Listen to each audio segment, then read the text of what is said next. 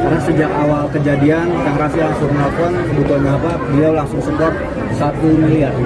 Dan hari ini kehadiran pasangan selebritas Raffi Ahmad dan Nagita Slavina di posko pengungsian korban longsor Desa Pasir Langu, Kecamatan Cisarua, Kabupaten Bandung Barat pada Sabtu 31 Januari disambut meriah oleh para pengungsi.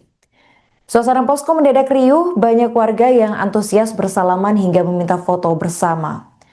Raffi hadir bukan sekedar sebagai figur publik, melainkan dalam kapasitasnya sebagai utusan khusus Presiden, bidang pembinaan generasi muda dan pekerja seni. Dalam kesempatan itu, ia menyampaikan bahwa dirinya membawa salam dari Presiden Prabowo Subianto dan menegaskan komitmen pemerintah pusat maupun daerah untuk hadir dalam masa tanggap darurat bencana.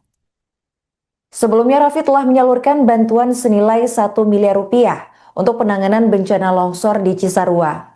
Dan dalam kunjungan Sabtu ini, ia menuturkan bahwa dirinya kembali menambah bantuan sebesar 2 miliar rupiah yang nantinya akan digunakan untuk kebutuhan mendesak, mulai dari penyediaan air bersih hingga kebutuhan dasar lainnya. Raffi menjelaskan bahwa tambahan dana itu diberikan setelah mendengar langsung keluhan warga di posko pengungsian. Ia juga mengungkapkan bahwa telah berkoordinasi dengan Kepala BPBN, yakni Doni Oskaria, dan CEO Danantara Rosan Ruslani terkait rencana pembangunan hunian sementara atau Huntara bagi warga terdampak. Menurutnya, dukungan lintas pihak akan mempercepat pemulihan kondisi masyarakat. Dan di lokasi yang sama, Bupati Bandung Barat JJ Rici Ismail menyampaikan bahwa kebutuhan mendesak pasca bencana adalah ketersediaan air bersih. Ia menuturkan masih banyak titik yang membutuhkan pembangunan sumur bor, dan menanggapi hal itu Raffi menyatakan kesiapannya untuk menanggung biaya pembangunan 13 titik sumur bor dari total bantuan 2 miliar rupiah yang disalurkan. ya, yang pertama salam buat Pak Presiden, karena Pak Presiden juga ingin semuanya ini kalau ada bencana seperti ini, pemerintah pusat, jarang hadir, pemerintah daerah, kompak semuanya, dan terutama juga atas nama kemanusiaan ini, semuanya lah orang yang punya teman-teman, yang punya rezeki lebih, ayo kita sama-sama bantu. Jadi kalau ada nama bencana begini, semua atas nama kemanusiaan, semuanya harus turun. Juga alhamdulillah kemarin Kang Dini sudah saya waktu kejadian bencana saya lagi di luar Indonesia dan juga menjalankan ibadah umroh, jadi saya kaget kalau saya lakukan Kang Dini gimana, apa udah langsung cepat, kalau ada apa kita cepat berkomunikasi, hubungan juga taktis dengan pemerintah pusat. Kemarin beberapa orang sudah datang, ada Pak Tito sudah hadir, kalau DPU banyak juga, kita udah cepat mudah-mudahan bisa menangani ini. Tapi yang paling terpenting kan kita juga harus memberikan semangat moral dan semangat mentalnya para korban. Tadi kita kasih semangat dulu buat mereka supaya mereka mentalnya itu kuat. Kita berikan motivasi, yang namanya cobaan ini kan takdir dari Allah Subhanahu Wa Taala. Jadi kita tidak boleh menyalahkan dirinya sendiri, menyalahkan satu sama lain. Ini kita harus bisa ikhlaskan semuanya, karena saya yakin setiap cobaan kita bisa lewati, pasti Allah akan naikkan derajat kita dan Allah pasti akan bisa jadi berkali lipat. Itu yang kita tanamkan sama masyarakat supaya masyarakat juga. Karena dari saya kemarin turun umroh itu baru mendarat langsung ke Tapanuli Tengah, langsung ke Aceh Tamiang, langsung ke Padang, Sumatera Barat, langsung hari ini ke Bandung Barat. Jadi semuanya kita harus berikan semangat ke mereka, karena pasti juga arahan Pak Presiden ini semuanya harus kompak. Karena satu Indonesia bukan ngomongin satu daerah. Bandung Barat kena, satu Indonesia bergerak. Aceh kena, satu Indonesia bergerak. Padang kena, satu enggak, kita harus sama-sama. Jadi pesan dari Pak Presiden semuanya harus bisa kita lewati bersama-sama, karena semuanya bersatu, gitu aja. Soal tadi bantuan yang 2 miliar gimana? Ya, waktu itu jadi saya cepat saya langsung. Baik, saya sama pemerintah Bandung Barat dan masyarakat mengucapkan terima kasih banyak kepada Kang Raffi dan Pak Didi. Karena sejak awal kejadian Kang Raffi langsung nelfon kebutuhannya apa, beliau langsung support 1 miliar. Dan hari ini tadi saya sampaikan kebutuhannya kita di pasca bencana, kebutuhannya adalah sumur bor yang cukup banyak, karena memang itu kebutuhan dasar yang masyarakat nanti setelah kembali ke rumah.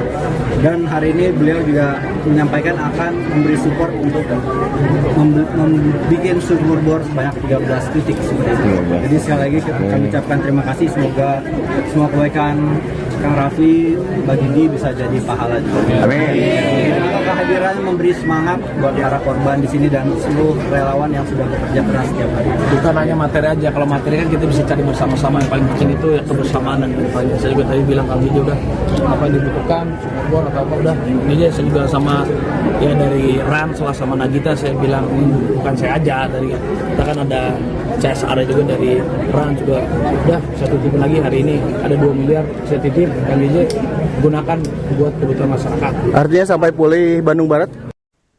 Tim SAR gabungan kembali menemukan 3 jenazah korban longsor di Desa Pasir Langu, Kecamatan Cisarua, Kabupaten Bandung Barat, tepatnya pada Sabtu 31 Januari 2026. Penemuan ini menambah jumlah kantong jenazah yang berhasil dievakuasi menjadi total 63 kantong hingga hari ke-8 pencarian. Kepala Kantor SAR Bandung, Ade Dian Permana menjelaskan bahwa ketiga jenazah ditemukan di lokasi berbeda. Penemuan pertama terjadi pukul 9:29 waktu Indonesia Barat di worksite B2 Sektor B, kemudian pukul 10:23 waktu Indonesia Barat di worksite A1, dan terakhir pukul 10:58 waktu Indonesia Barat di worksite A2 Sektor A. Meski jumlah korban yang ditemukan terus bertambah, tim SAR memperkirakan masih ada sekitar 17 orang yang belum ditemukan.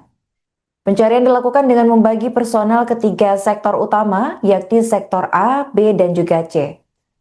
Metode pencarian dilakukan secara kombinasi, mulai dari penyisiran manual, penggunaan anjing pelacak, hingga pengerahan alat berat untuk membuka material longsoran.